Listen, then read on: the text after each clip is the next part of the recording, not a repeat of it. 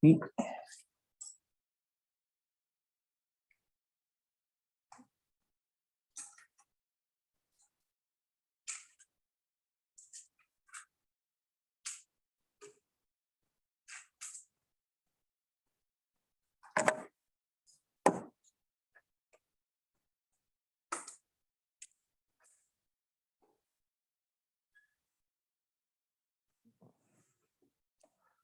ahí.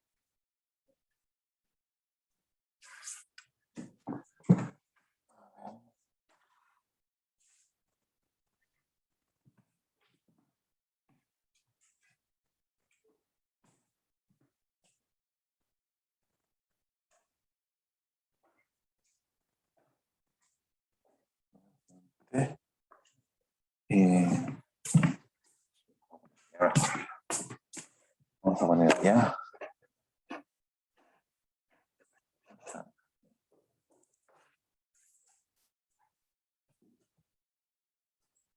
Ahí.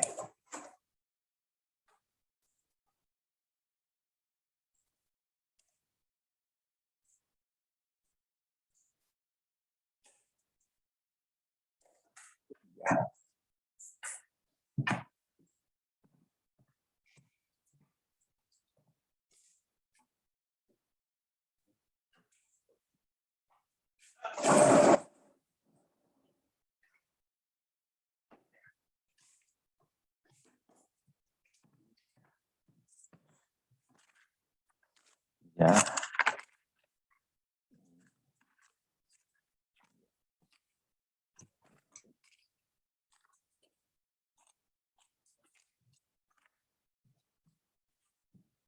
¿Todo bien? Todo bien. Creo. Cualquier me avisa. Ya. ¿Otro sonido? Escucha. Escucha. Ahí que haga ruido. En Zoom se escucha bien, profe. No sé si podría bajar un poquito la cámara. ¿Un poquito qué cosa? Bajar el ángulo de la cámara un poquito. Allá. Ya. Para cuando escriba abajo en la pizarra. Ahí. Ahí sí. No lo subió. Voy a subir el control. Ahí. Ahí. Ahí. Ahí está el tope inferior. Ya. Perfecto. Gracias. No olvide grabar. ¿Ah? No olvide grabarla. Estoy grabando. Ya. Cualquier cosita me avisa. Ya. Ok, ya. Buenos días. Vamos a ver ahora. Avión. Estamos en la parte final de la demostración que ustedes iban a terminar, ¿cierto? Sí, sí. Espera. Eso era. Bien. Estamos trabajando el teorema de la divergencia o el teorema de Gauss en una geometría no la más general que no se le pudiese ocurrir, sino que era como lo que quedaba entre dos gráficos de funciones de dos variables. ¿Ya? O sea, teníamos mini simulacro aquí de lo que teníamos. Aquí había como la sombra de un cierto volumen en R3 y ese volumen tenía una parte inferior y una parte superior. Entonces ese era el volumen al cual estábamos aplicando, o sea, donde queríamos demostrar el teorema de Gauss. El teorema de Gauss establece una identidad o una igualdad entre una integral en el volumen, el volumen B, como el borde, ¿no? Y por atrás lo mismo, entonces, que es la integral de la divergencia de un campo en ese volumen, y dice, bueno, eso corresponde o es igual a la integral de el flujo del campo que sale a través de la frontera de este volumen, del borde de este volumen, de la superficie de este volumen. Y eso, decíamos que la integral en el volumen, divergencia de F, ponemos de P. Ahí estamos haciendo referencia a las integrales triples o integrales de volumen que se abordan en cálculo en varias variables. Integrales iteradas, no sé, Fubini, ahí usan todas las estrategias que corresponden acá. Y eso dice el teorema que es igual a la integral en el borde. Entonces habíamos usado esta notación como una derivada parcial. El volumen es me refiero a la superficie que envuelve al volumen de F, de aquí, un integral de flujo. F de S. Donde la normal, y eso es que, porque acuérdense que la normal siempre tiene dos posibilidades que apunte para uno u otro lado de la superficie. En el caso, en el contexto del teorema de Gauss, esa normal siempre es la normal que apunta para... Afuera. Gracias. Exterior o la que apunta hacia afuera. Entonces, pongámonos aquí arriba, aquí apuntaría por allá, aquí apuntaría por acá, y acá abajo apuntaría por aquí.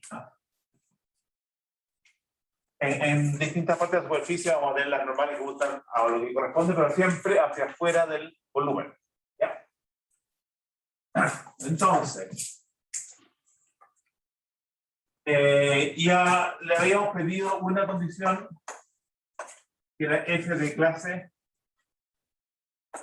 C1. O sea que bueno, como aparece una divergencia, a veces derivadas parciales de F, así que uno normalmente tendría que poder derivar F. Pero le pedimos que esas derivadas parciales sean todas continuas. Tiene que ser un campo continuamente diferenciable. Claro, yo le había dicho que muchos de los resultados de este curso uno dice ya pongámosle ahí todo lo que se necesite para que la cosa funcione. O sea, si por ahí necesitamos calcular derivada segunda, ya que tenga dos derivadas, tres derivadas. Vamos a ver en un momento más dónde se requiere esta propiedad de las derivadas. En realidad, con el seguro uno se asegura, o sea, quizás un poquito más de lo que en rigor uno requiere, pero vamos a quedarnos con esa idea. Entonces lo que habíamos empezado, hecho el cálculo es, buscamos cómo se parametrizaban estas superficies usando XZ, no sé si que habíamos llamado G de XY, acá esa superficie, esa de acá, Z igual a F de XY. Entonces, ¿cuáles esas dos funciones F y G eran las que nos daban la tapa de arriba y la tapa de abajo? Y la tapa del lado no nos preocupábamos mucho porque resultaba que para la demostración que estábamos haciendo habíamos tomado un caso particular, que eran campos que solamente tenían tercera componente. Entonces habíamos dicho que básicamente dijimos que F se cumplía como F1 más F2 más F3. O sea, un campo se puede componer en la suma de tres campos siempre, donde este de acá, que es el que estamos usando, el F3 era 0, 0, F3. O sea, el que mantiene solamente la tercera componente. Entonces, para ese campo lo estábamos haciendo. Además que la divergencia de F3, ¿cuál es? Es calcular la divergencia de este campo vectorial. La divergencia, ¿cómo se calcula la divergencia? ¿Se acuerdan? La suma de las derivas parciales. Claro, suma, pero ¿de cuál? ¿Ah? De las tres componentes. Claro, entonces, ya, uno toma la primera componente y la derivada con respecto a la primera coordenada. Segunda coordenada, tercera coordenada y sumamos. Entonces aquí 0 y 0. Solamente queda la derivada de la tercera componente con respecto a la tercera coordenada, que es un df3 a d. Entonces la diferencia que es un poquito más sencilla. A lo mejor por ahí está el coger este tipo de campos para empezar la demostración. Y habíamos alcanzado entonces a... Entonces vimos que aquí era 0.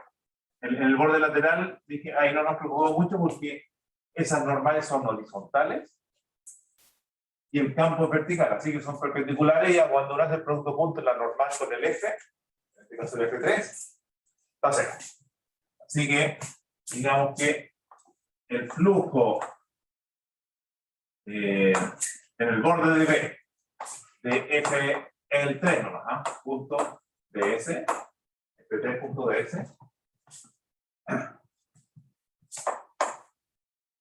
era, habíamos, con la parametrización y todas las cosas, habíamos llegado a escribir esto como la integral doble en R, donde R, ¿qué es lo que es R? R es esta región de R2 acá, sombra. La sombra del... es como donde se moverían los parámetros, que en este caso, para este tipo de volúmenes, los parámetros los vemos ahí, digamos, gratis, que son X e Y. X y Y lo usamos como parámetros para describir las superficies de abajo y de arriba. Entonces uno dice es F, bueno, que F3, la función está en X, Y, que de X, Y, por la tercera componente de la normal. ¿Y cuánto era la tercera componente de la normal? O sea, no es la, sí, la normal, que era el phi X plus phi.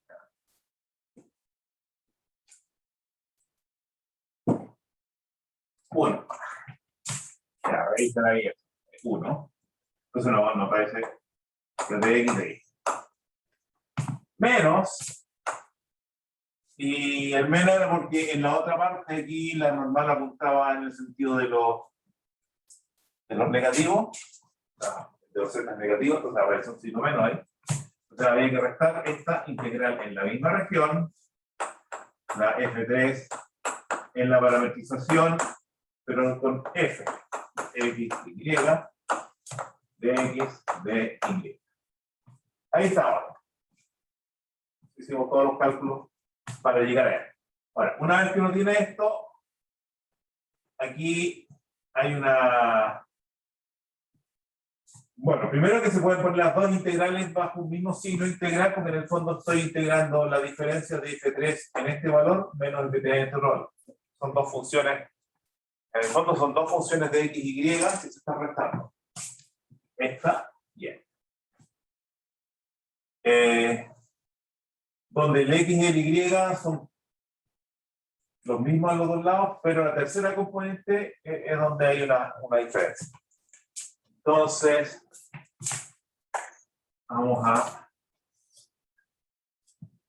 lo que vamos a aprovechar es lo que yo llamo el teorema fundamental del cálculo, pero al revés, o marcha atrás. Porque obviamente cuando uno dice voy a aprovechar el teorema fundamental del cálculo, dice cuando yo integro una derivada en la función evaluada en el otro, la diferencia de los valores del otro. Entonces digo, pero aquí esta diferencia sería como la diferencia de los valores de los extremos. Claro. Vamos a ver aquí con otra. Primero, si yo tengo f de b menos f de a, para una función, no es la misma f, sino que pensando ahí.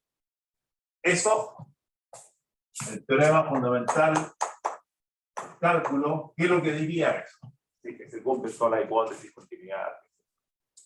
Diría que esto es igual a la integral entre a y b de f' de x de x.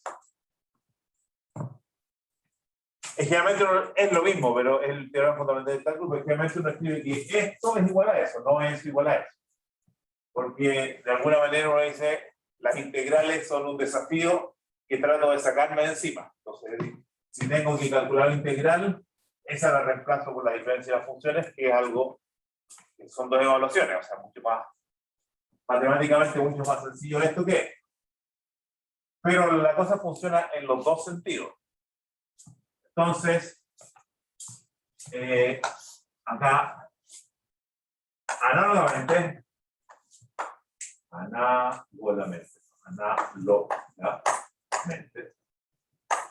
sé que yo tengo esta diferencia, F3, X, Y, y de X, Y,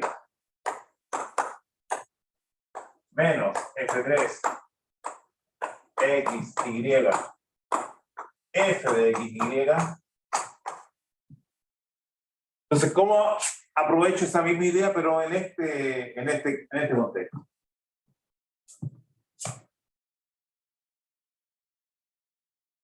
O si quieren, para que... No, obviamente ahí uno lo enreda porque tiene el X, el Y, el G, entonces muchas cosas ahí. O más fácil, ¿no? F3, X, Y, B, menos F3, X, Y, A. Donde es B y es A. Entonces, esta es la diferencia de funciones de muchas variables, pero estas variables no cambian. Entonces, solamente estoy mirando lo que pasa con la tercera variable. Es una función de la tercera variable evaluada en la B y en A. Entonces, según eso debería ser por teorema fundamental del cálculo, en una variable, o sea, en esta variable, debería ser la integral entre A y B, ¿de qué? No, F3. Aquí no es integral de F. Aquí no sé bien, pero hay un derivada. Entonces, ¿y qué derivada pongo acá? Diferencia. O sea, pensémoslo primero como que este es un problema en una variable, donde estas dos variables aquí están quietas ahí, o sea, no son variables en por el momento. La que estoy mirando como variable es la tercera. Entonces, es derivada con respecto a esa variable. Que claro, si yo digo F3 a de Z, se evalúa en X, Y, Z, de Z. Eso. Eso es lo que queda. Ahora, claro, tú me dirías, bueno, pero esta era la divergencia. De acuerdo. Pero la idea del teorema fundamental del cálculo es que estoy integrando una derivada. ¿Ya? Entonces, con eso, ya estoy listo para decir de que esta diferencia de acá, entonces la integral sobre el db f3 punto ds es igual a la integral sobre r t, y esto lo pongo en integral entre a y b. Pero ¿quién es a y b? F de x, y, y de x, y, de f3 de x, y, z, de z, de x, de y.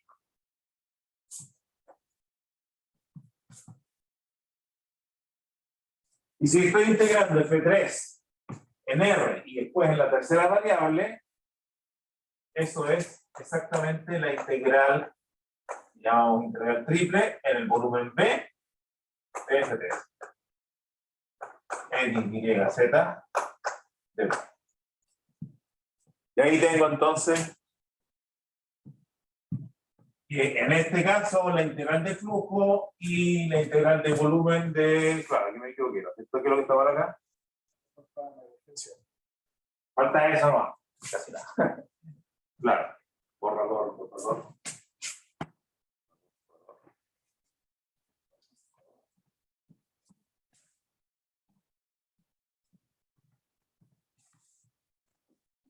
Aquí falta, claro. Acá falta también. Oh. Arreglémoslo, porque aquí era de F3.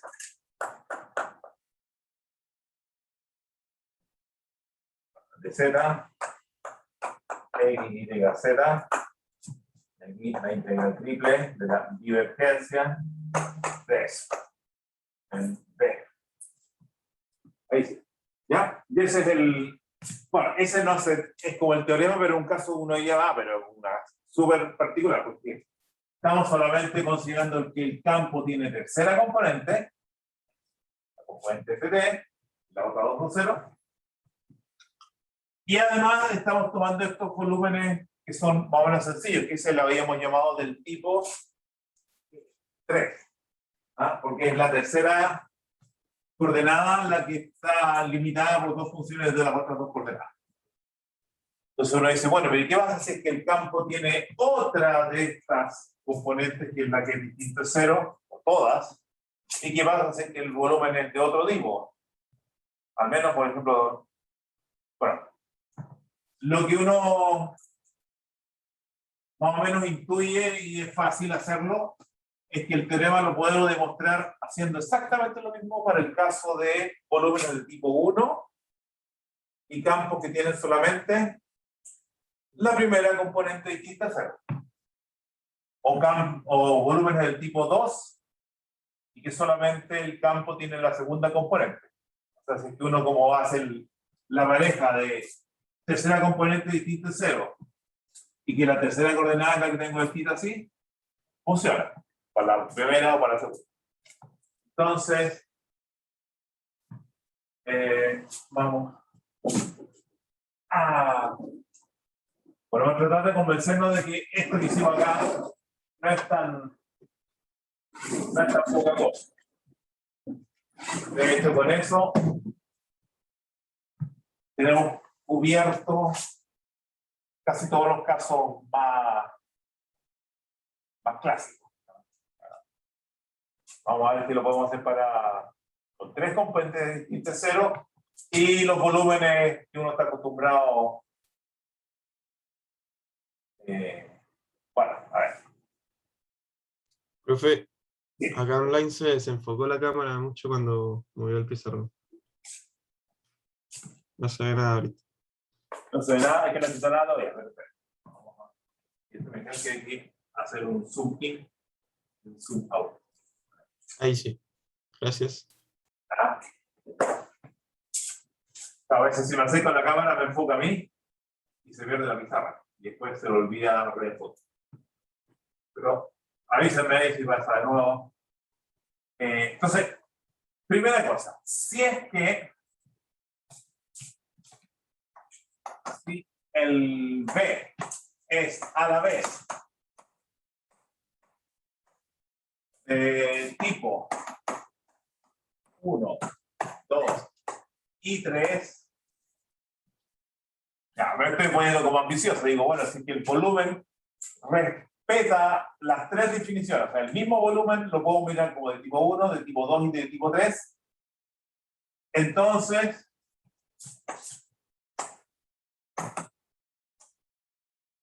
el teorema vale para F1, F2 y F3. O sea, F1 sería el que tiene solamente la primera componente de F, F2 el que tiene solamente la segunda de F y F3 el que tiene la tercera. Entonces, si es de tipo 3, ya hicimos la demostración. Y lo que les dije recién es que si fuera de tipo 1, lo podría demostrar para este campo. Si es de tipo 2, lo podría. Entonces, si es que el volumen es de los tres tipos, ahora, ¿qué significa que sea de los tres tipos? ¿Existen esas cosas? Un volumen que sea de los tres tipos. Entonces, claro, si uno empieza a pensar un poquito, ¿qué es la condición geométrica que se requiere para que sea de los tres tipos? Yo requiero, como les había dicho yo, vamos a mirar acá, ya, hagamos aquí una especie de cubo. Ese cubo. ¿Por qué es de tipo 3? Porque cuando yo hago su sombra acá,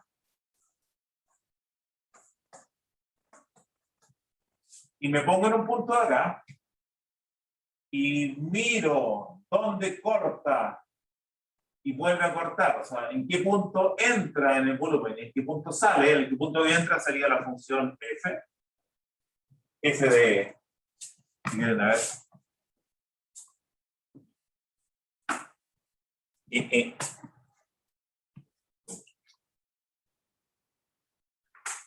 vamos, pero inverno, pero los colores se notan mucho, pero importa. Supóngase que tiene un punto acá, ese punto X y Y. Entonces digo, esa línea, si yo llego hasta acá, va a cruzar ahí en alguna parte del cubo y va a ir por dentro hasta que cruza acá. Entonces, ese punto y ese punto serían las alturas, serían el F de XY y el G de XY. O sea, entre esos dos puntos estaría esta zona que es del volumen. El volumen es lo que vive ahí adentro. Entonces, ¿qué es lo que se requiere para poder hacer esto? Es que cada vez que yo en la sombra que proyecta esto, ponga ahí esta recta vertical, la recta corte una vez cuando entra y una vez cuando sale, y no más veces, porque necesito dos funciones, lo que queda entre las dos funciones. Ahora, para que sea de tipo 2, o sea, en esta dirección, tendría que ser algo parecido, pero en como que acá, si lo miro proyectado ahí en la pared de acá, también, o sea, cada recta que parte en esta dirección tiene que entrar en un punto y salir en otro. De manera que bueno, el caso del cubo es muy sencillo, porque sería lo que queda entre este cuadrado y este cuadrado, este rectángulo y este rectángulo. Entre este rectángulo, entre esta tapa y esta tapa, tipo 3. Entre esta tapa y esta tapa, tipo 2. O entre esta tapa y la de atrás, tipo 1. Entonces, depende cómo lo miro, lo puedo describir con tapas horizontales o con tapas verticales según este plano o del otro plano. ¿De acuerdo? Pero hay otras figuras que también, no solamente los cubos. Allá los cubos sería súper interesante, pero otros volúmenes tipo 1, 2 y 3. Que le podemos llamar tipo 4. ¿Ah? Los de tipo 4 son los que son a la vez tipo 1, tipo 2, tipo 3. Entonces, no sé si están de acuerdo. Una esfera. Porque una esfera, desde cualquier lado que yo la atraviese con una recta, esa recta va a entrar en un punto del casquete esférico y va a salir del otro. Entonces, eso me definiría la función inferior y la función superior. En el sentido general. O sea, si lo hago paralelo al eje X, va a ser esa descripción del tipo 1. ¿Qué otro volumen se le ocurre que también tiene esta propiedad?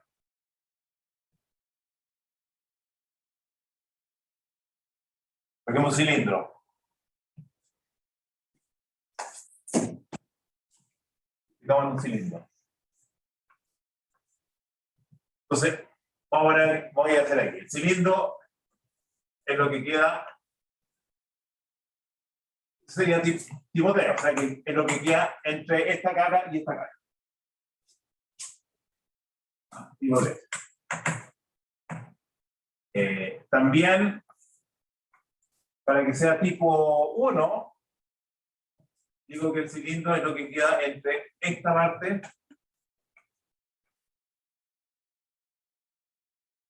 como de la parte de adelante y la parte de atrás.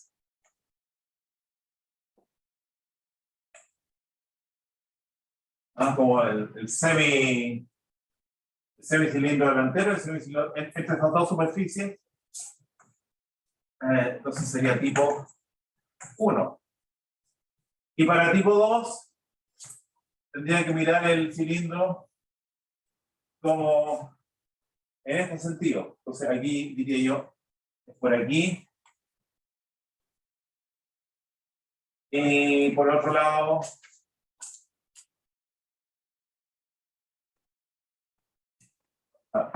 una superficie por acá, por abajo y por arriba pero el abajo y arriba definimos la coordenada Y. Así que, bueno, entonces el cubo sirve, la esfera sirve, el cilindro sirve, si lo ven transpuesto un cono también sirve. Y eso es todo, hay más figuras. Ya hay más figuras, pero ya hay hartas ahí. Entonces, en esa figura, la demostración se podría, entonces, espera. Entonces, ¿qué pasa? Es que tenemos el teorema vale para los que son del tipo F1, del tipo F2 y del tipo F3. Entonces, significa que en estos volúmenes, hace que hacemos ¿qué es lo que tenemos para ese volumen? Que la integral de flujo de F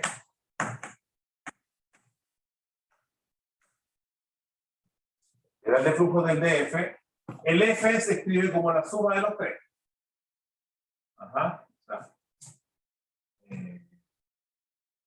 Bueno, sería la integral de F1, F2, F3, punto ds.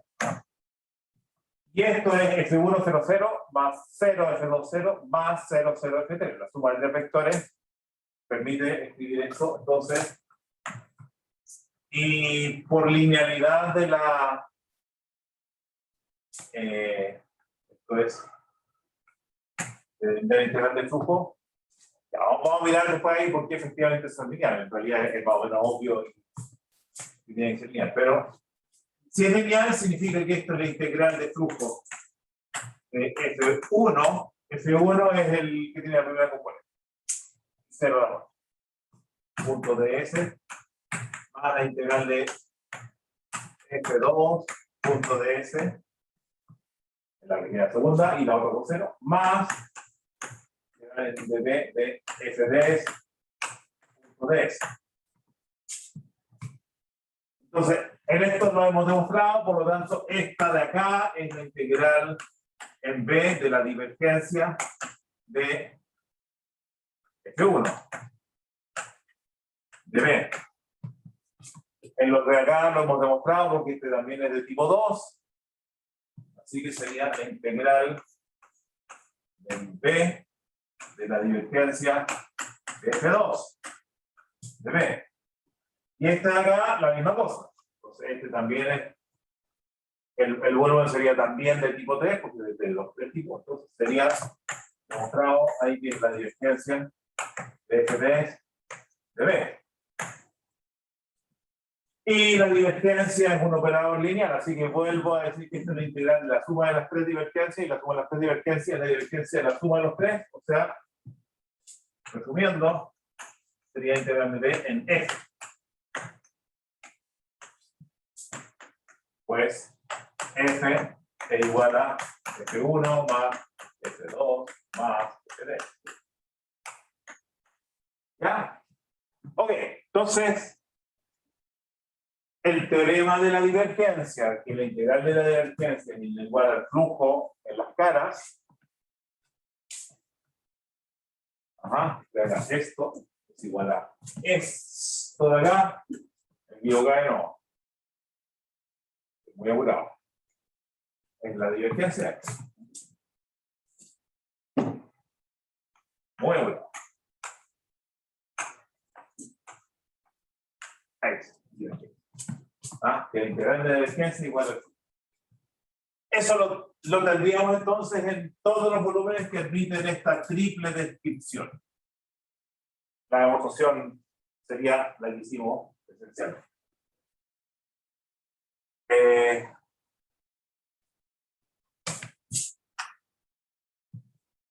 ¿Y qué pasa?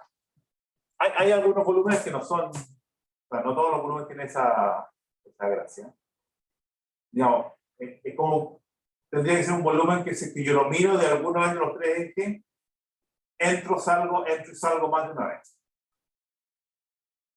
Por ejemplo, vamos a hacer como un ejemplo y con eso ejemplo les dejo ahí ustedes a la imaginación, que vean en general en todo lo que a uno se le ocurren, que son de geometría razonable, podemos adaptar el argumento. El que voy a pensar yo es el caso del toro. Aquí va a ser el dibujito, la demostración la vamos a hacer, o sea, el resto de la demostración la vamos a hacer ahí. Pero un toro es un neumático, ¿no? Un neumático, es como, o si quieres un cilindro, pero doblado, es un cilindro doblado de manera que esta punta coincide con esta. Lo doblo y lo vuelvo a pegar ahí.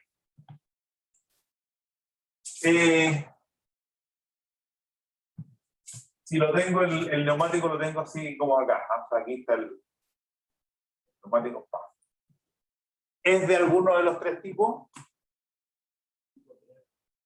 Es tipo 3, ¿cierto? Porque sería como...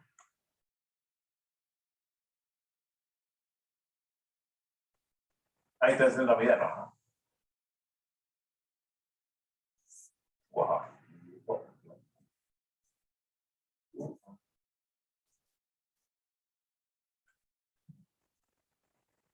Increíble. O sea, en el fondo como que cortan el neumático en la mitad y queda una especie de canaleta invertida arriba y una canaleta abajo.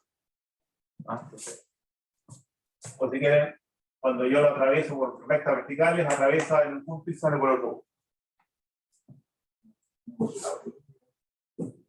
¿No? ¿No se puede entender? Ya. Ahora, es de tipo 1. Entonces, el tipo 1 dice, bueno, pues si lo atravieso en este sentido, voy a atravesar esta parte del neumático una vez, salir, y después la de atrás una vez y salir. Entonces dice, pero ¿qué pasa si es que este neumático, un neumático matemático que le puedo hacer todo tipo de transformaciones, ¿qué pasa si es que yo lo corto acá y lo corto acá? Entonces va a quedar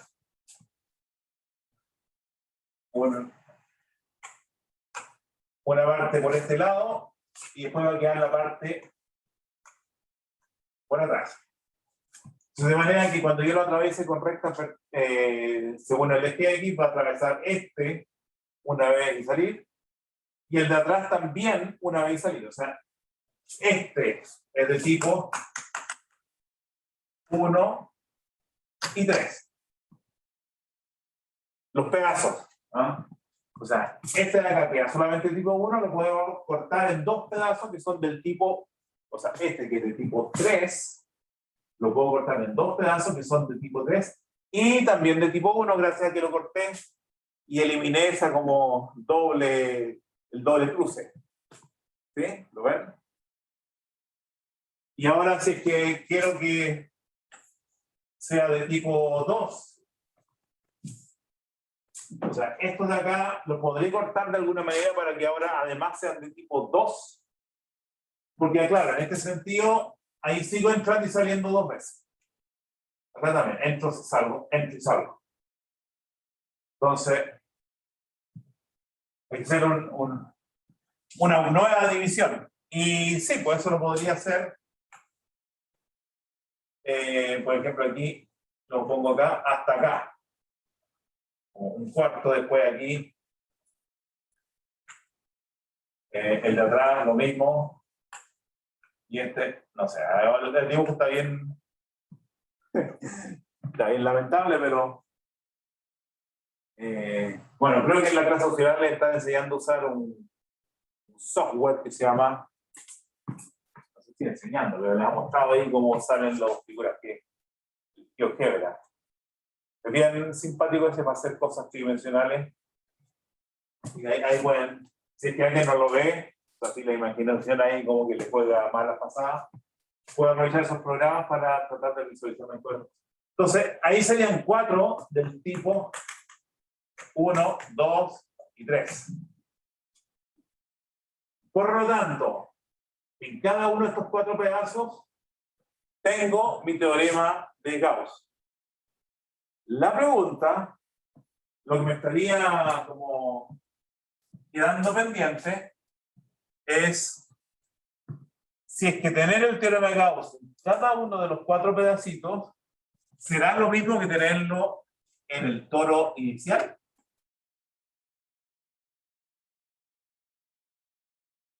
Porque la divergencia integrada en todo este volumen, ahí yo no tengo problema, es decir, es la divergencia integrada en cada una de estas 4 pedazos. Si las 4 pedazos su unión es el volumen inicial, la integral de volumen es la suma de las 4 integrales de volúmenes en los pedacitos. Como la propiedad aditiva de la integral. ¿Sí? ¿Están de acuerdo? Bien, momento. ¿Están seguros? Ya, vamos. Venga, vamos a... Que hicieron el dibujito ahí, vamos a irnos acá a la otra pizarra.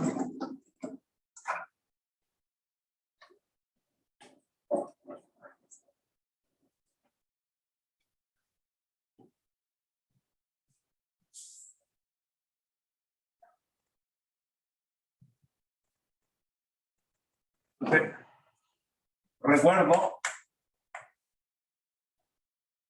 de CBB. ¿Ah? Recuerdo de CBB, supongo que algo de esto vieron, pero si es que B es igual a B1 unión B2 disjunta,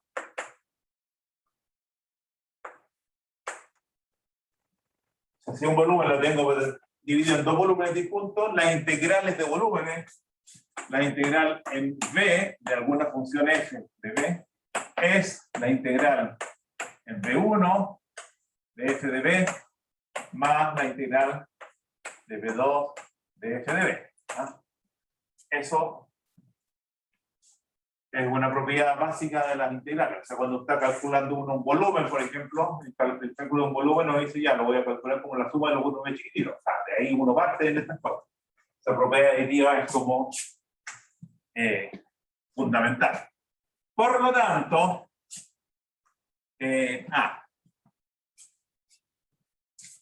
pongámosle, aquí tengo, ese es B. Y ahora, digamos que aquí tengo, vamos a hacer un dibujo todavía más miserable, pero ahí tengo los 4 pedacitos. Ahora, los pongo separados, pero en realidad los 4 pedacitos es cortar esto aquí y cortar esto acá. O sea, este es uno de los pedacitos. Los pongo separados para ver de qué estoy hablando, pero este va conectado con este conectado a como 4 piezas de Lego ahí que los tengo ahí, los separé, pero para verlo, pero van conectados. Y a este le llamaré, no sé, B1, B2, B3, B4. Entonces, según esto, si es que yo integro la divergencia en B, es lo mismo que integrar que la suma de las divergencias integradas en B1, B2, B3 y B4. Ahora, ¿qué pasa con el flujo? Y esa es la parte que uno podría decir, pero con los flujos ahí. ¿Por qué digo que con los flujos? Porque si ustedes lo piensan un poquito, el borde de esto es como, la cáscara externa.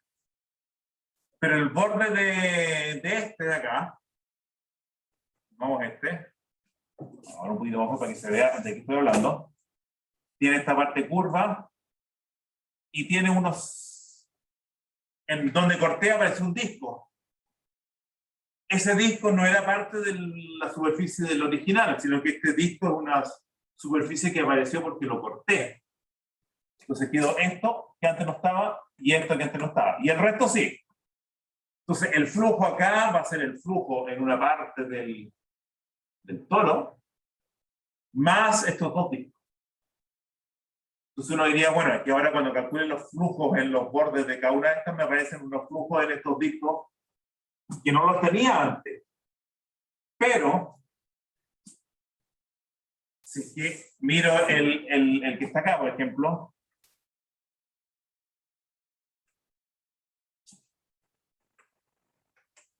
este flujo que estoy agregando acá y este flujo que voy a tener que agregar acá van a corresponder a flujos en el mismo, porque este disco y este disco es el mismo, es este de acá.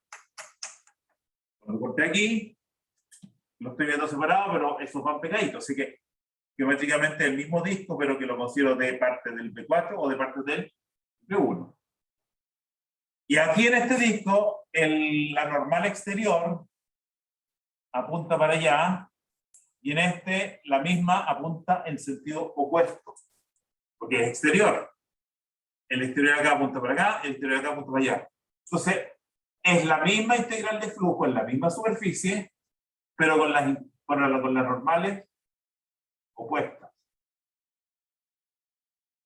Entonces eso hace que cuando sume este con este se cancelan estos dos flujos internos. Este con este se cancelan los flujos internos, se cancelan estos flujos internos y estos flujos internos, y solamente sobreviven los flujos de la superficie original del toro. ¿Ok? Entonces, activamos eso por lo menos para...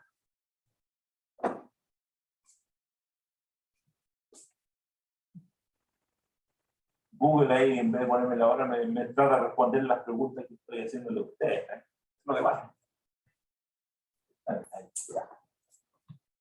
Entonces, ya, creo que vamos a decir acá que los flujos. Bueno, vamos a borrar aquí porque no va a quedar aquí. Muy cara. No va a estar. Los flujos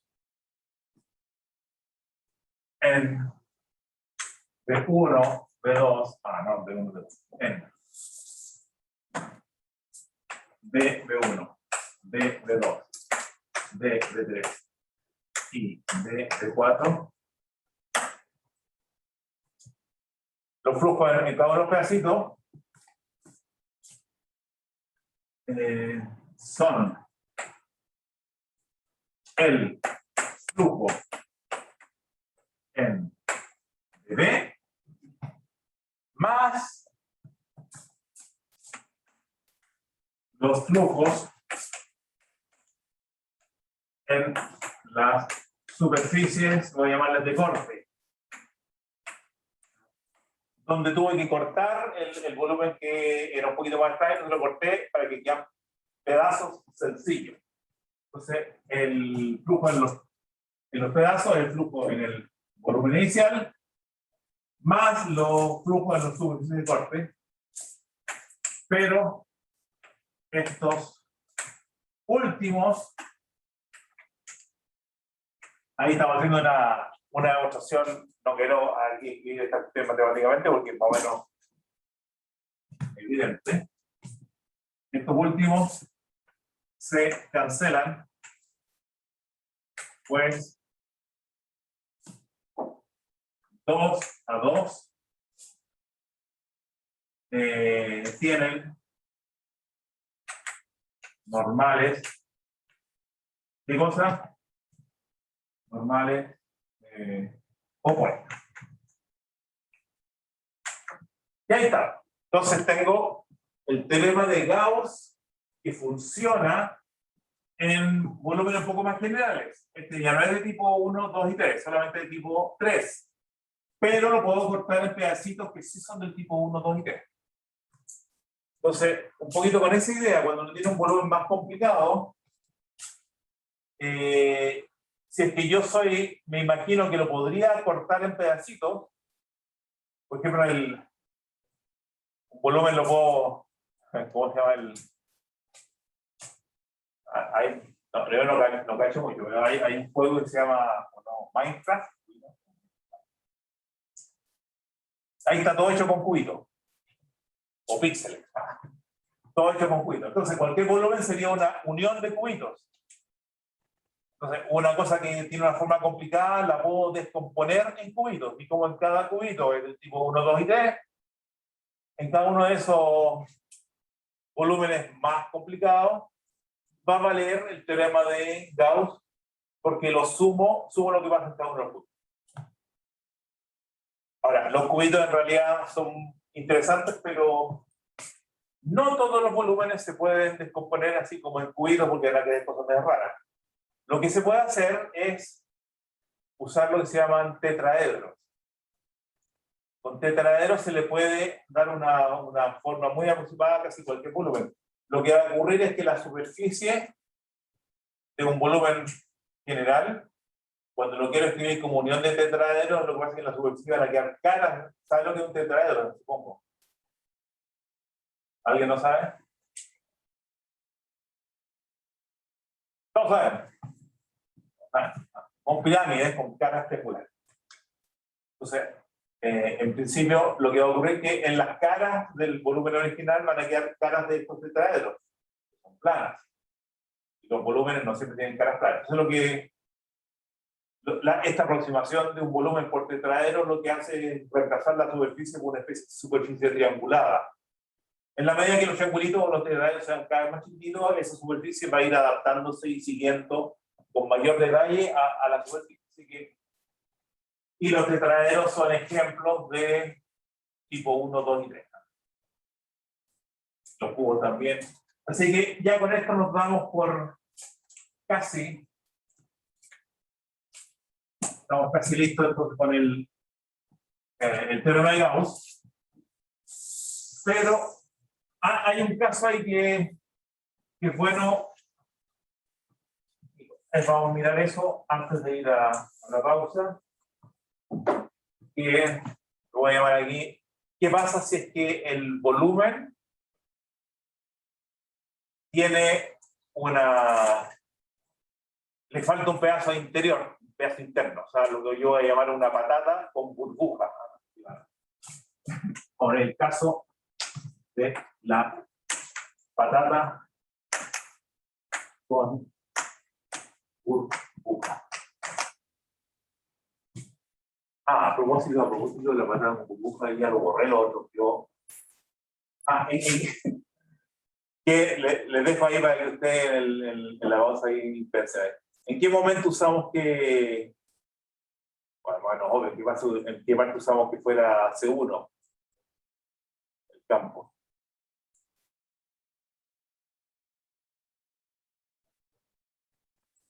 Necesitábamos las derivas parciales y necesitábamos ocupar el teorema fundamental del cálculo, o sea que la función fuera derivable en todo el intervalo de integración. Porque si aquí tengo una función que es derivable hasta un punto, en ese punto no es derivable y es derivable al otro lado. O sea, el típico ejemplo que me gusta es escribir esta función. Tiene una constante acá, constante allá. Este es. ¿Cuál es F'? Sería. Supongamos que este es el. ¿Cuál es F'? Aquí donde es constante, F' es 0. Aquí donde F es constante, F' es 0. Pero aquí no es derivable. O sea, ese punto que queda. O sea, es un puntito nomás, un puntito. Pero ¿qué pasa si es que yo calculo la integral de F'? Se puede integrar, la función se puede integrar si es que está indefinida en un punto, ese punto tiene medida 0, así que la integral de F' estaría bien definida. Supongo que aquí está A, y acá está B entre A y B. ¿Cuánto vale la integral de F' entre A y B?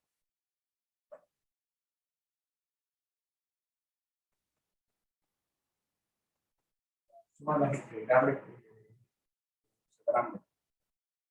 ¿Cuánto vale F'? F' es 0, 0. ¿Cuánto es la integral de 0? 0. O sea, aquí no sé cuánto vale porque no está definida, pero aquí es 0 y aquí es 0, así que esto es 0.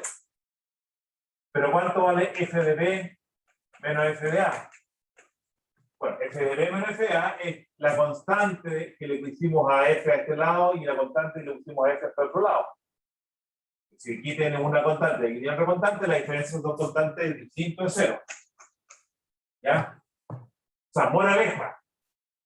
Si la función f es derivable salvo en un punto, ya no puedo escribir que la integral de la derivada, omitiendo ese punto, es igual a la diferencia de los valores de x.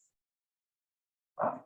Entonces, para poder escribir el teorema fundamental del cálculo, necesito que f tenga derivada sin problemas en todo el intervalo de integración. Por lo tanto, llevado al caso ahí de nuestro Gauss, que esa derivada parcial exista a lo largo de toda la línea de integración. Y esa línea de integración tiene que estar en todos los pedacitos del dominio. Así que, por eso digo que, para no complicarse ahí ver cosas raras que vamos a hacer hoy día, quiero que la función tenga derivadas parciales continuas en todo el Burman, para que no vaya a ocurrir algo así. Ese era, había quedado pendiente esto, pero... Por eso que cuando uno quiere aplicar el teorema de Gauss, uno dice, veamos en el volumen donde lo quiero aplicar, si es que la derivada se comporta bien. Vamos a ver, antes de la cosa, vamos a ver un caso en el cual la derivada se comporta mal, y qué podemos hacer en ese caso. Entonces digo, la patata con burbuja, ya por aquí.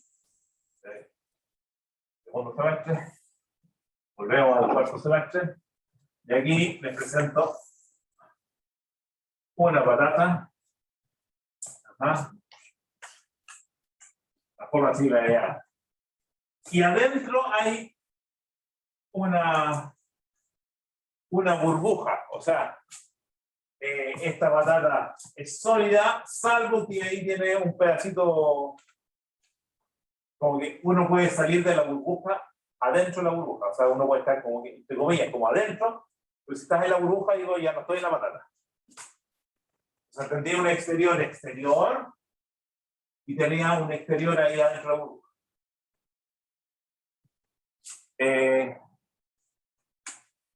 Este también se puede, por lo menos, llevar a conjuntos que tienen solamente, que no tienen burbuja.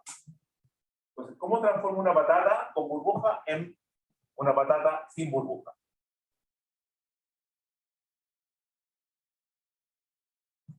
O, a lo mejor no en una, pero en dos patatas sin burbuja. La idea es que una con burbuja la puedo transformar en dos patatas sin burbuja.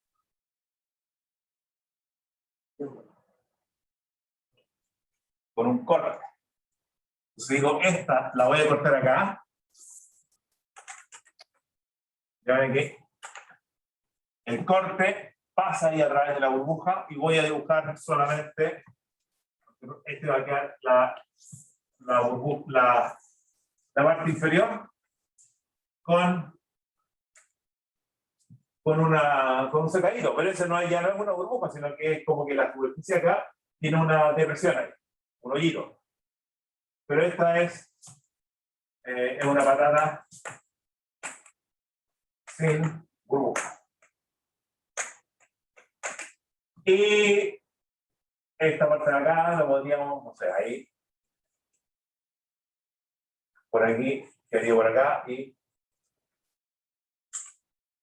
también tendríamos un sacado por este lado, aquí un sacado por este lado, y serían patatas, otra patata sin burbuja. Entonces, en esta patata sin burbuja y esta le podría ir sin sentimiento de culpa aplicar el teorema de Gauss. Bueno, habría que ver que se puede efectivamente descomponer en tipo 1, 2 y 3, en pedacitos, pero digamos que se puede. Entonces lo aplico acá, tengo Gauss aquí, tengo Gauss acá. ¿Tendré Gauss en la patata original? Entonces, en esta zona, que coincide con esto, también ocurre esta cosa de que cuando se calcule el flujo de esta, la normal va a ser hacia arriba, y cuando calcule el flujo en esta, la normal va a ser hacia abajo. Entonces, esta misma superficie que pertenece a las dos mitades, el flujo acá con esta normal y el flujo en la misma región con la otra normal se cancelan. Porque una normal es menos la otra. ¿Ya? El flujo en la superficie de la patata original, esta parte de abajo acá y esta parte de arriba, se suman. El flujo de las dos sumados es el flujo de la patata. ¿Y qué es lo que pasa en la burbuja? No, porque tendría que ser simétrico y el campo F también tendría que ser simétrico, porque el campo es distinto arriba y abajo, entonces... No, ahí no se anulan en general. No se anulan, sino que lo que uno dice, bueno, lo que pasa es que esta burbuja de acá contribuye con un borde de la burbuja original, o sea, también es parte de la frontera de la patata. La patata tiene una frontera externa y una frontera interna. Pero, ¿cómo son las normales acá? Las normales aquí, en el fondo, apuntan hacia adentro de la burbuja. La normal acá, en esta mitad, apunta hacia el centro de la burbuja, o hacia adentro de la burbuja. Pero en el fondo la burbuja es el exterior también del conjunto, así que es la misma cosa. Las normales en la frontera interna apuntan hacia la burbuja. No, uno dice, apunta al exterior, no, porque el exterior le queda lejos. Lo que ve el punto acá, que el exterior del conjunto es meterse, salirse y irse a la burbuja. Y eso es lo que... Entonces, va a quedar... Vamos a ver después de la pausa sobre esto, porque lo vamos a aplicar ahí a la fórmula de Gauss que ustedes vieron seguramente ya en el electro particular. Necesitamos esta idea. O sea, el flujo, la integral de la divergencia en esta patata con burbuja es el flujo aquí afuera, con la normal que apunta donde uno obviamente pensaría, las normales serían acá. Las mismas normales en la completa velocidad, y el flujo en la parte interna, con las normales que apuntan ahora, no, esa burbuja sería una cosa así, y las normales, para el flujo acá, esas son normalmente que tenemos que considerar, las que apuntan hacia la burbuja. No que de ahí dice, pero si yo sigo cambiando, por ahí voy a salir. No, es que de acá a este lado está el conjunto, está la patata, y a este lado está el exterior. Esa es la normal exterior. Y con esa tenemos el teorema de Gauss también válido en este tipo de configuración. ¿Ya? Ya son 9:32, 1:08, hasta las 9:38. Ajá. Aquí. 9:38. Ya. Ok.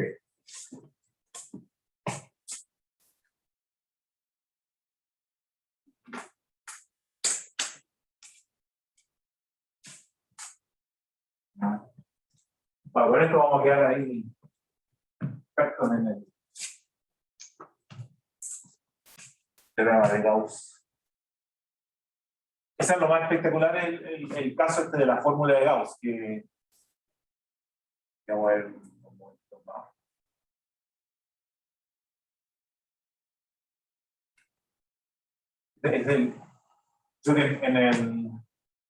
El equivalente cuando tiene una carga puntual, ¿vieron eso en el electro? Cuando tiene una carga puntual, el flujo del campo eléctrico,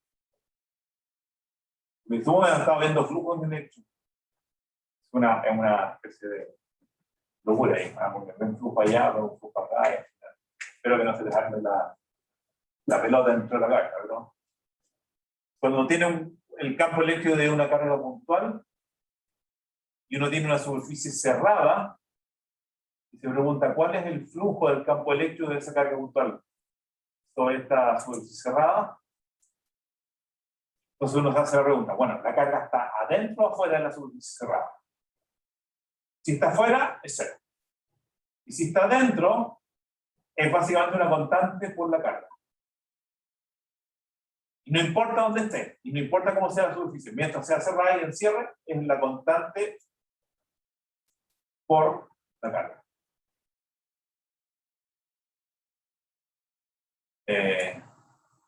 Bueno, después uno dice, bueno, pues son varias cargas, entonces uno dice, bueno, veo todas las que están adentro y sumo las cargas, y después tiene una densidad de carga y uno tiene ese sentido.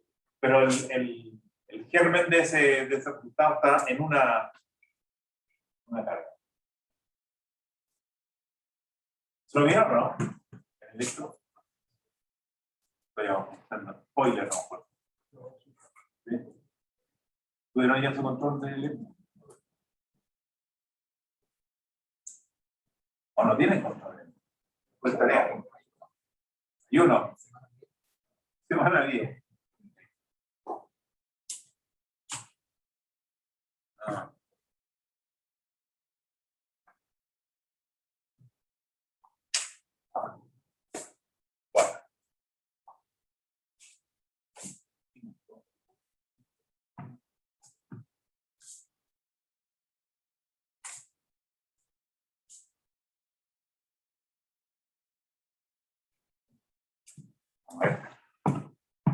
Me perdí algo en el chat, alguna pregunta que quedó.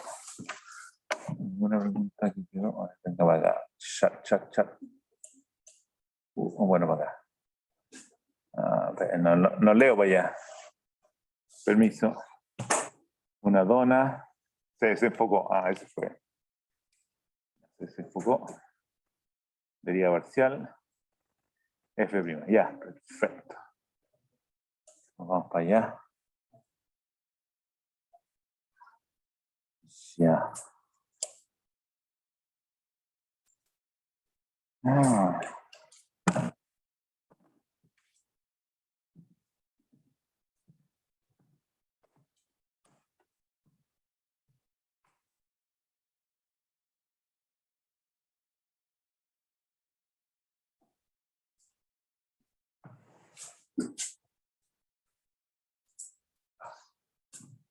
Perfecto. Vamos. Ganando.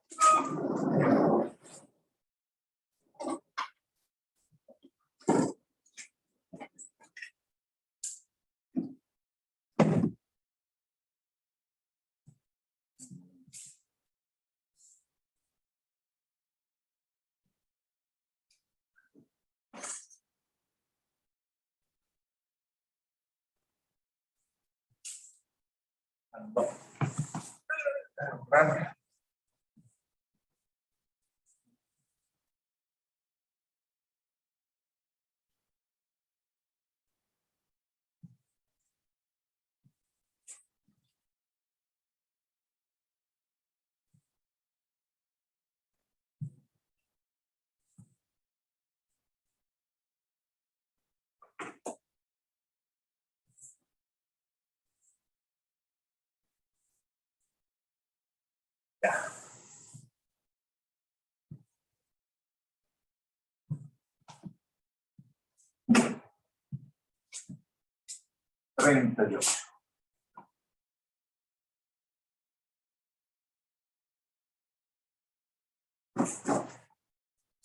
Ya, entonces tenemos el teorema de Gauss. En el caso de que haya una burbuja, hay que sumarle al flujo, el flujo en la superficie de la burbuja con la buena orientación de la normal. Sería la P2. Entonces,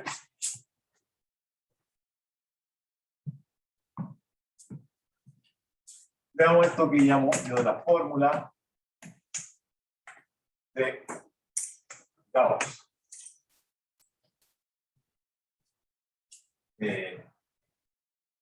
Es casi como una aplicación,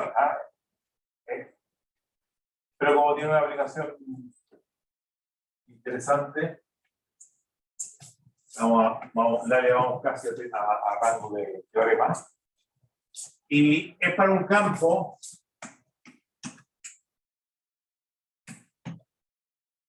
que en realidad no es algo que solamente para el campo eléctrico de una carga puntual, sino que es para cualquier campo central con simetría esférica que dependa en su módulo del cuadrado de la distancia, inversamente proporcional al cuadrado de la distancia.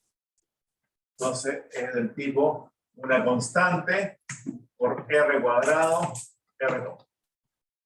Cualquier campo que tenga esa. Después ustedes pueden inventar a lo mejor algunas fórmulas de Gauss para otros que tengan ahí la siguiente gracia. La gracia de este es que la divergencia, tengo que haber hecho ese cálculo, la divergencia de F, ¿cuánto vale? ¿Se acuerda? ¿Se acuerda? 0. Y esa divergencia se puede calcular usando coordenadas cartesianas y ahí uno tramita un poco la cosa. O uno aprovecha para calcular ahí la divergencia en coordenadas esféricas y sale rapidito. Pero es 0, salvo ¿en qué parte no es 0? En el origen, ¿cierto? En R, salvo en R igual 0. O sea, hay un punto del espacio donde la divergencia no existe, o se indefine, o se va a infinito, no sé, cosas raras. Por lo tanto, si yo quiero aplicar el teorema de la divergencia, me tengo que preguntar si es que el volumen incluye o no incluye el cero. Si incluye el cero, no puedo aplicar. Eso es lo que me dice, lo que dice hasta el momento. Si no lo incluye, lo puedo aplicar. ¿Y qué pasa si es que no lo incluye? Integro la divergencia, sería cero, es igual al flujo. Entonces el flujo igual a integrar la divergencia, el flujo es cero. Que es un poco lo que dice el... Porque esta es la forma que tiene el campo eléctrico de una carga compacta. Es un caso particular. Para cambiar quizás las constantes. Entonces, supónganse que yo tengo acá una patata, o sea, un volumen ahí irregular, y el origen adentro. Si el origen está adentro, no puedo aplicar el teorema de la divergencia. Entonces, recurro a una patata con burbuja. Y digo, mi volumen, en donde quiero aplicar el teorema de divergencia, es la patata y una esferita. Saco de la patata una esferita central en el origen, de manera que quedaría acá,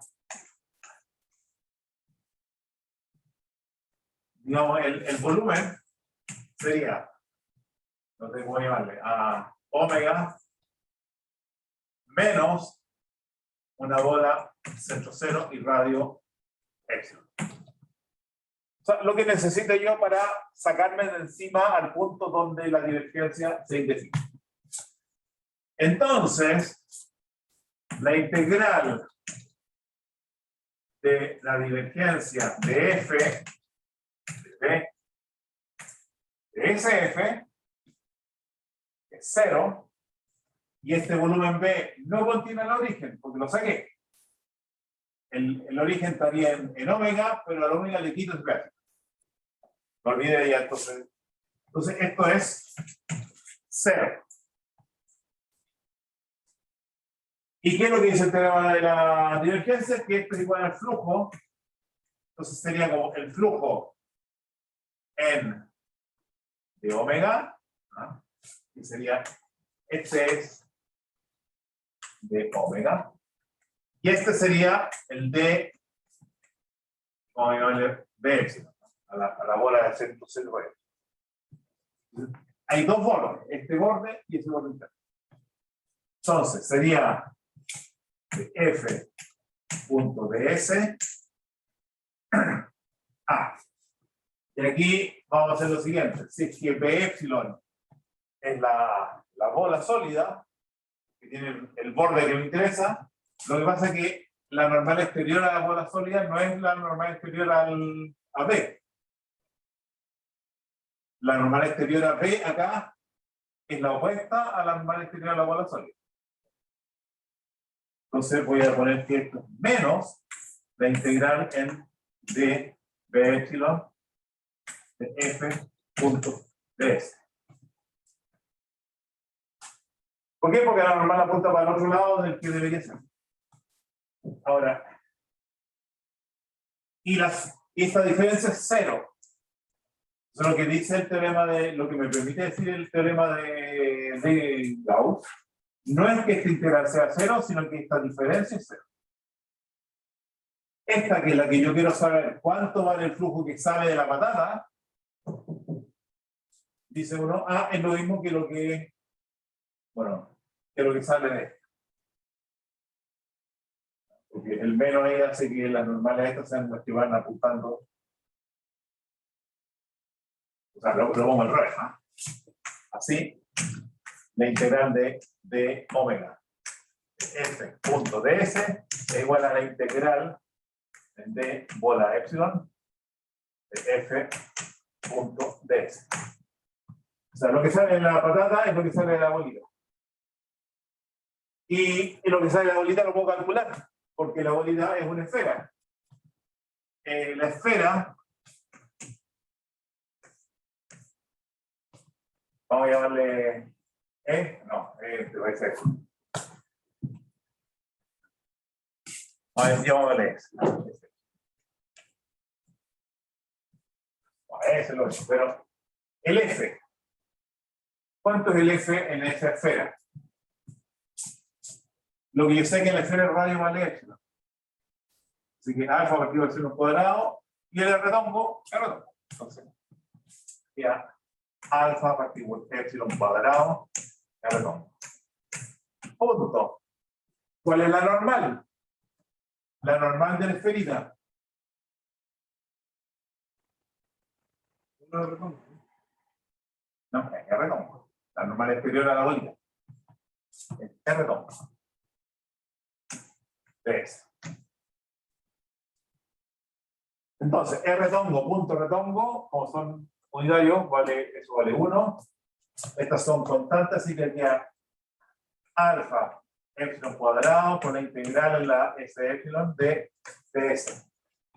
Y eso es el área, si le ponemos aquí 1, es el área de la esfera. O sea, es alfa epsilon cuadrado, y el área de la esfera es 4pi epsilon cuadrado. Estos epsilon cuadrados se cancelan y quedan 4pi alfa. Que es una cantidad, o sea, el flujo saliente por la patata es una cantidad que no depende de eso. Lo único que requiere es que el origen está dentro. Ahora, si el origen está afuera, o sea, si la patata ¿verdad? Es que aquí está mi patata. Aquí está el origen. Entonces aquí sí, porque aquí está esto sería omega. No tengo que sacarle nada para sacar, o sea, el origen ya quedó afuera. Por lo tanto, en este caso, la divergencia es 0 en todas estas partes, es derivable continuamente aquí. Y entonces el 0, que es la integral de la divergencia, tiene que ser igual a de omega f punto x. O sea, si está dentro, tengo que hacer todo este pequeño trabajito de sacar el origen a través de esta burbuja que digo yo, y que entonces una especie de flujo que no va a desaparecer y que es constante, 4pi alfa. Si es que el origen no vive adentro de la patata, esto es 0. ¿Entiendes?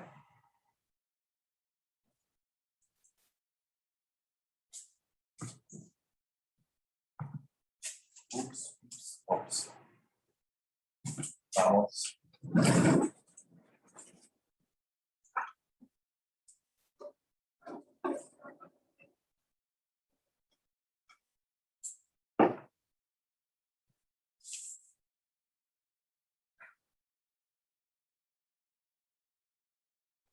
Un segundo ejemplito que quería mostrarles corresponde a lo que hicimos al principio de la clase anterior, que tomamos en una tubería, en un tubo, cilindro, cuál es el campo de velocidades clásico que se ocupa, que nos saca de las ecuaciones de los fluidos, del perfil parabólico, no sé. Ejemplo del tubo, ¿no? Teníamos acá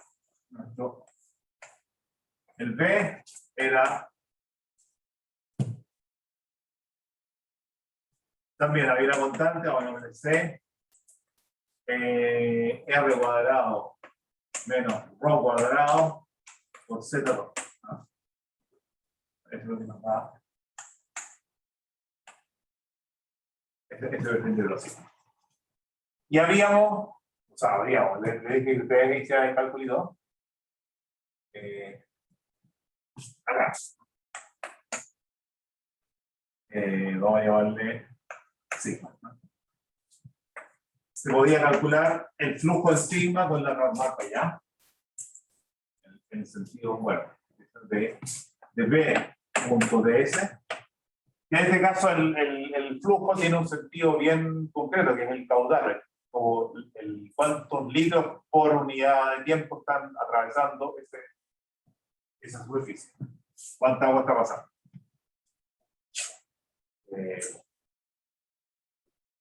Entonces, esto era una cantidad, ahora voy a poner aquí una cantidad de un carril. No sé si era esto, ¿alguien hizo el cálculo o no? ¿Cuánto era? Ya uno. Ya dos, si quieren. Creo que un medio de C, R a la cuarta. Bueno, R era el radio aquí del tubo. Pero, bueno, no sé si era eso, un medio C, R a la cuarta, revisan ahí. Pero es un cálculo que dejamos ahí para que ustedes calcularan la integral de R y el polinomio. Súper fácil. Parece que era eso. ¿Perdón? ¿Falta un? Pi. ¿Sí? Bueno. Sí, puede ser. Claro, que haga un disco. Pero en realidad da lo mismo para esto. O sea, era un cierto valor. Ahora, si yo les digo, hagan el cálculo, pero no para el disco, sino que tomen una superficie, por ejemplo, hacen un corte por acá. Y hacen la normal aquí hasta allá. Puede ser el flujo que sale en una superficie, pero que estaría como inclinada.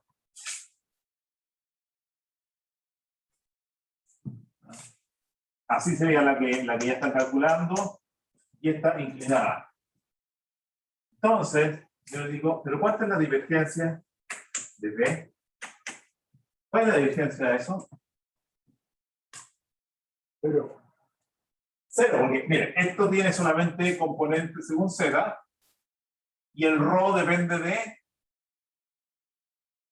X y Y, que es raíz cuadrada de X cuadrada más Y cuadrada.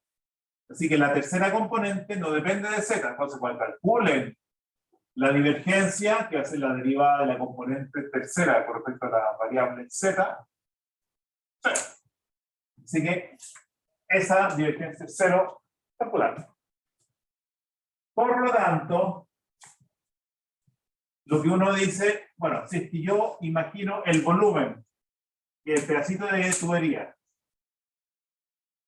que queda encerrado por el tubo, por esta superficie que la que me están pidiendo calcular, y esta que yo ya calculé, el flujo por este disco, más lo que sale del tubo, entonces, pero lo que sale del tubo es el tubo como que se supone que no sale de la cañería del agua. O sea, sale por acá, no por acá. Bueno, en realidad hay dos maneras de verlo. Una manera es que en el borde ρ vale R. Por lo tanto, B vale 0. O sea, si yo calculo el flujo en el borde del tubo, el flujo es de un campo nulo. Así que el flujo del 0 es 0. O podemos ver lo que el B es vertical y la normal al tubo es horizontal. Así que, aunque no se anulara, el hecho de que fluya en el sentido vertical y las paredes sean verticales, por lo tanto normales horizontales, el flujo por las paredes es 0. Así que la integral de la divergencia de B, que es 0, sería igual a la integral de flujo, digamos, este era sigma, y este, digamos, llamémosle S a esta otra. En realidad yo tomé aquí una superficie inclinada, pero podría tomar cualquier superficie media rara, pero que permita separar lo de abajo de lo de arriba. Una superficie podría ser ondulada, no sé, como quieran poner aquí. Porque típicamente uno mira los libros de los ingenieros y ponen como unas cosas así, como que cuando no quieren decir cómo termina, ponen ahí una. Ya, y si eso lo transforman en superficie, hacer una superficie que uno dice, ahí está escrito, no sé cómo calcularla. Pero gracias a que la divergencia es cero, el flujo acá con el flujo acá se cancelan. Este no era cero, no es. Y este, pero, este era con la normal hacia arriba. El que sale es con la normal hacia abajo. Ese está bien. Entonces, como se cancelan, significa que el flujo en esta dirección y el flujo en esta dirección tienen que ser iguales. Así que lo que entra por aquí es igual a lo que sale por allá. Lo que entra por aquí es igual a lo que sale por allá. Entonces, el sigma de B punto ds es igual a la integral en S de B punto ds. Tomando las mismas orientaciones en las dos. Por lo tanto, aunque esta sea una superficie complicada, aprovechamos esto que ya está calculado. Es un poco la misma idea, un poco esto que el caso de la superficie de la patata, que es complicada, resulta que es igual que la superficie de la esfera, que es fácil de calcular. Aprovechando que la divergencia es cero entre medio. Aquí, la divergencia es cero en esta zona, en todas partes. Así que uno llega a eso.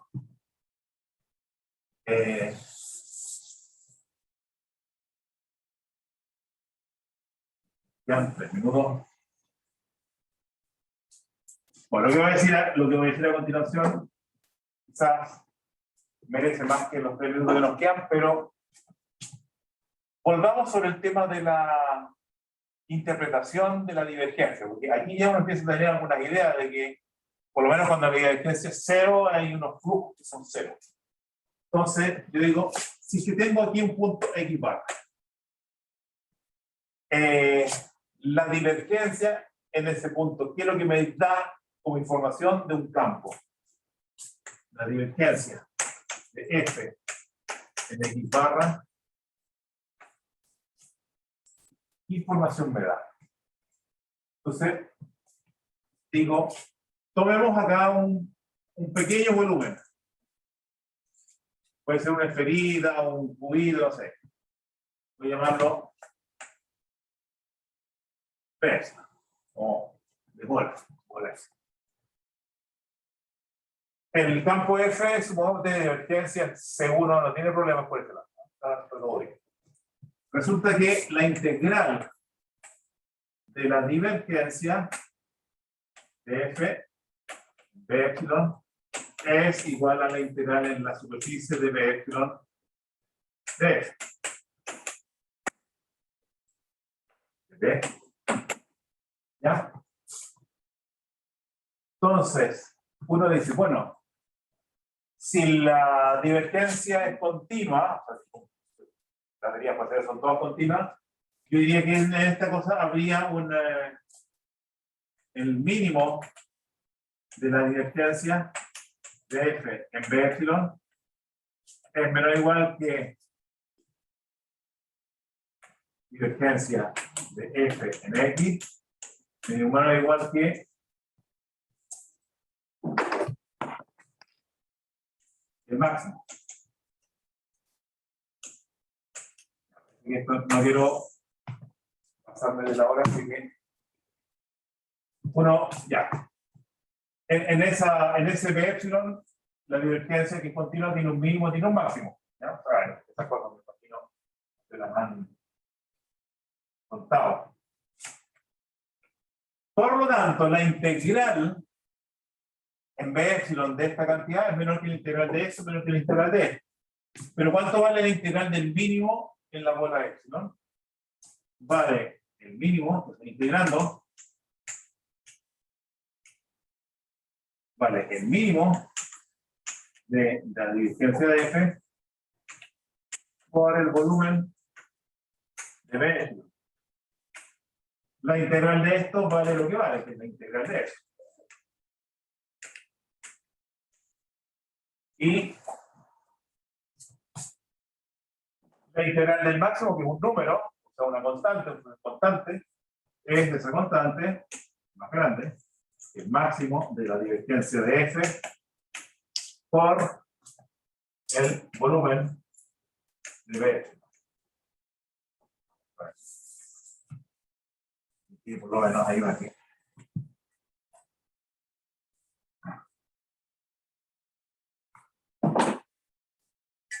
Por lo tanto, y esa y la integral de la divergencia, esta de acá, es la integral de f punto ds en el borde de P. Entonces, dividan todo por el volumen.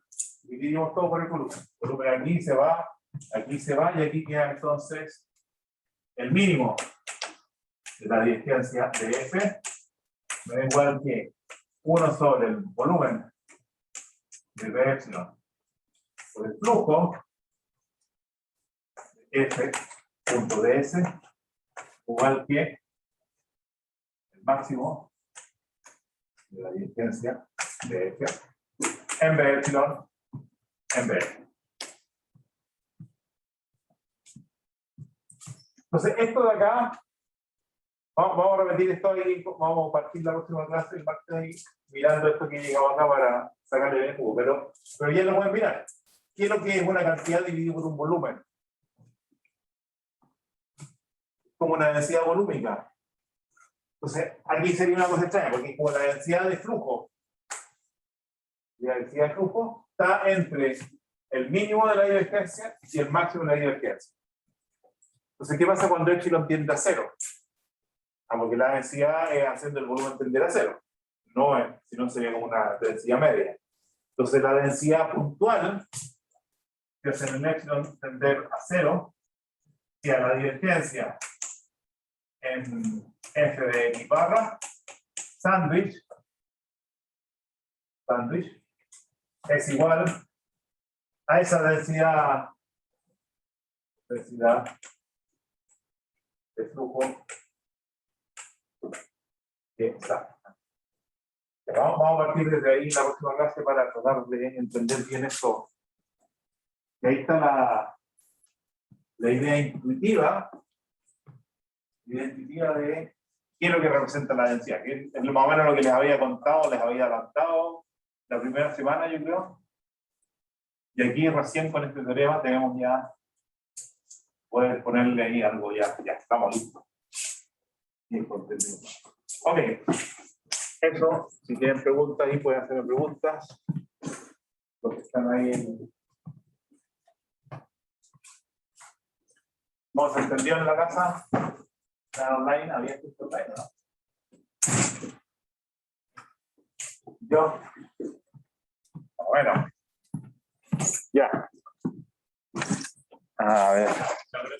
Ya. Nos vemos. Chao, chao. Yo creo que estén pendientes. Entre hoy día y mañana va a salir la tarea 1. La idea, tengo entendido que se entrega para el día del control. Pero no la dejen para el último día porque se van a... Ya, adiós. Chao, cierro aquí el Zoom.